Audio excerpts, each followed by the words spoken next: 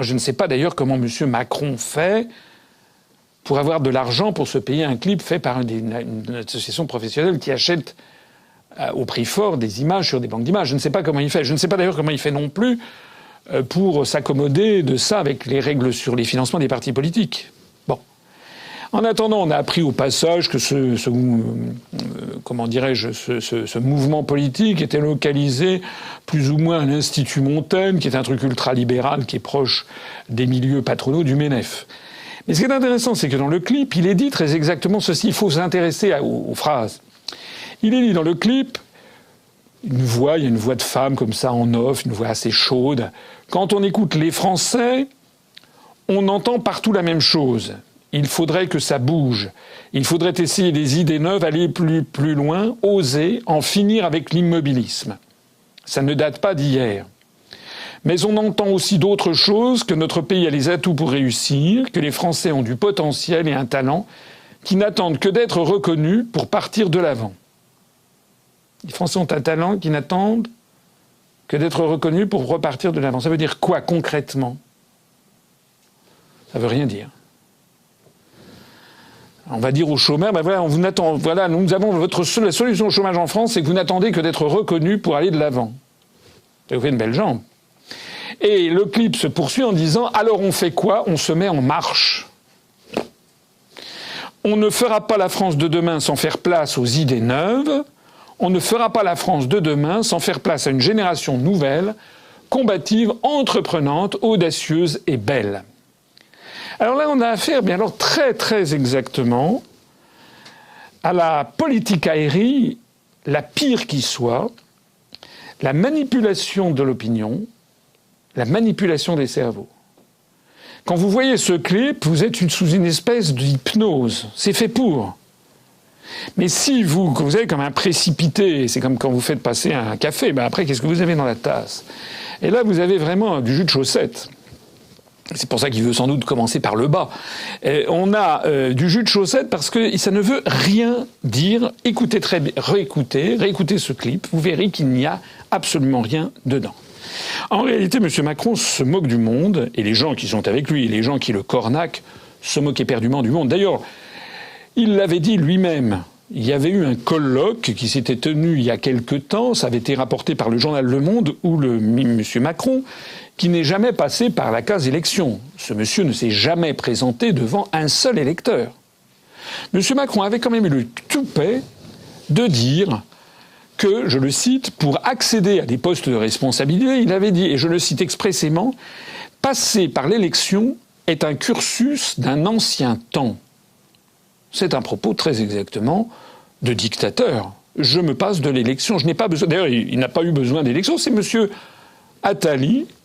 C'est toute une oligarchie. C'est le MEDEF qui a sélectionné ce monsieur pour qu'il soit ministre de l'économie, pour qu'il démolisse, pour qu'il ubérise la société française. C'est-à-dire que les chauffeurs de taxi, les avocats, les notaires, les huissiers, les pharmaciens, toutes les professions libérales, les unes après les autres.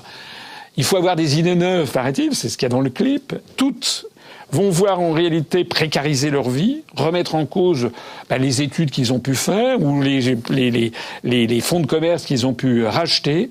Tout ça pour avoir une jungle où dans la France de demain, si on suit ces gens-là, sera quelque chose d'épouvantable où c'est normal que quand on est jeune, on doit se battre un petit peu pour faire sa place au soleil, on doit faire des études, ou si on ne fait pas d'études, on essaie de s'installer à son compte, c'est normal. Et je suis pour une certaine compétition dans la vie, mais il y a quand même des limites.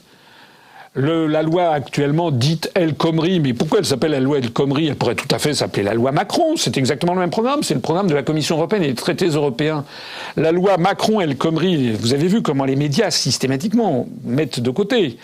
Monsieur Macron le protège. Madame El Khomri sert en fait non seulement de lampiste, mais de paratonnerre pour que les peuples français ne se rendent pas compte que c'est le projet Macron qui est derrière la loi El Khomri. La loi El Khomri, c'est-à-dire la loi Macron, c'est-à-dire le démantèlement de toutes les protections au travail, c'est ça que veulent ces gens-là.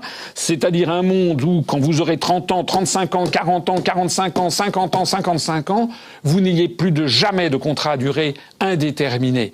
Que vous soyez toujours comme l'oiseau sur la branche qui peut être viré du jour au lendemain parce que vous ne rapportez plus assez. Voilà la loi, voilà ce qu'on présente sous l'emballage Macron. D'ailleurs, M. Macron nous a même expliqué, il a eu un autre culot, il a osé dire le libéralisme est une valeur de gauche. Fermez le banc. En fait, c'est une gigantesque escroquerie, cette affaire Macron. D'ailleurs, les sondages disent, voilà, paraît-il que les Français, il y aurait 34% des gens qui sur l'air des lampions, on veut Macron.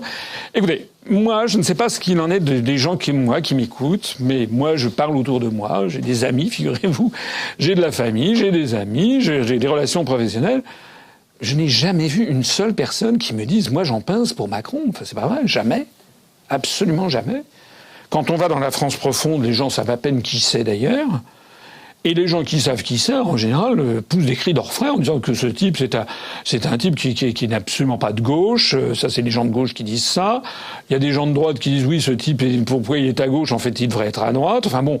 Mais tout le monde sait bien que c'est un technocrate qui a été parachuté par la volonté de Jacques Attali et de l'oligarchie et du MEDEF. Et puis c'est tout. Mais personne n'a envie de voter pour ce type-là. D'où sortent les sondages qui nous donnent, je sais pas, 34%. Bientôt, il va faire partie des personnes les plus influentes du monde, selon le magazine Time. Au train où ça va, au train où on échange, je crois qu'on peut le prévoir. En fait, on a affaire à une subversion totale du sens.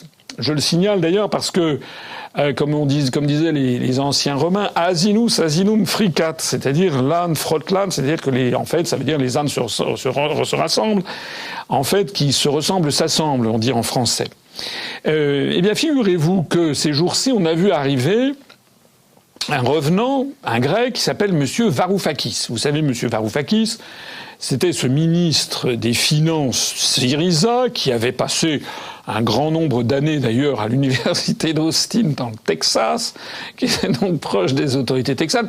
Paraît-il que c'était un type de la gauche radicale. Vous vous rappelez comment on avait expliqué au peuple d'Europe qu'on allait voir ce qu'on allait voir. Syriza, les gens faisaient semblant d'être transis de peur. Syriza avait été ultra promu dans tous les grands médias. Il y a quelque chose qui est très simple, hein, je l'ai déjà dit 50 fois.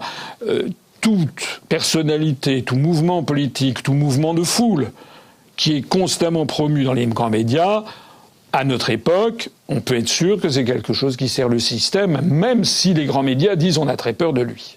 Voilà.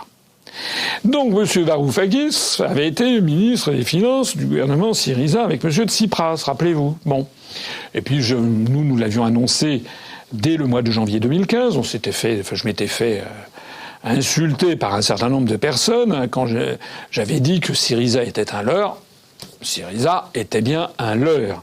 On a vu ça au mois de juin 2015. Alors Varoufakis, entre-temps, avait pris un petit peu la poudre d'escampette. Il doit donner quelques cours par-ci par-là.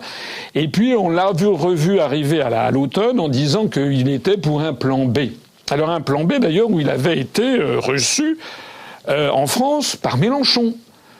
Et M. Mélenchon et M. Varoufakis, ils étaient là, ils se tenaient pas bras dessus, bras dessous. C'était regardé à l'automne 2015. Regardez par exemple ce qu'en disait le journal L'Humanité à la fin de l'année dernière. Bref, Mélenchon, Varoufakis filent le grand amour pour le plan B, une Europe, enfin cette fameuse autre Europe, vous savez, comme l'Arlésienne européenne, l'autre Europe on allait voir ce que l'on allait voir. Eh bien voilà que M. Varoufakis revient cette fois-ci au mois d'avril à Paris, fait un petit tour place de la République pour dire coucou c'est moi à Nuit debout, où il est d'ailleurs très bien accueilli, beaucoup mieux accueilli d'ailleurs que toute personne qui commence à critiquer l'Europe ou l'OTAN, qui se fait chasser à coups de latte par les prétendus antifa.